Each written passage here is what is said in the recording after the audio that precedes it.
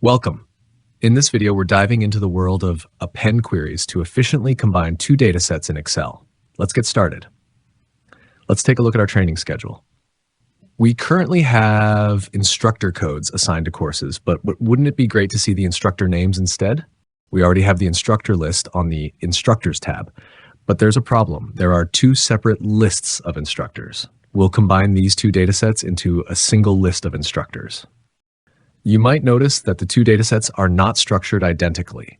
The column sequences differ. One dataset includes an extra column, but don't worry, the append query will handle this as long as the column headings match. Let's see how it's done. Start by creating a table. Click into the dataset, go to the Insert ribbon, and select Table, shortcut Control-T.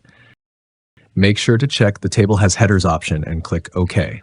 Go to the Table Tools Design tab, find the Table Name box, and rename the table to Instructors Score Sydney. Load the dataset into Power Query, navigate to the Data ribbon and select From Table Range.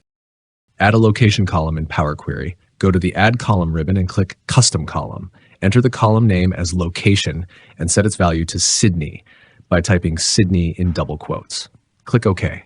Load the query, return to the Home ribbon and select Close and Load to.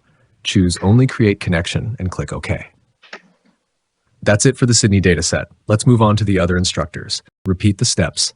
Click into the table, navigate to the Data ribbon, and choose From Table Range.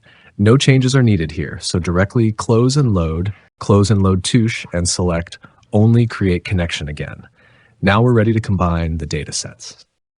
Go to Get Data, Combine Queries, Append Queries. Set the primary and secondary datasets. Select Instructors Sydney as the primary table, append the instructors other table, and click OK. Voila! You now have a complete list of instructors with their respective locations. Rename the query. Replace the default query name with something meaningful, like Instructors All. Load the final query. Once again, choose Only Create Connection to keep the data ready for use, but avoid cluttering the workbook.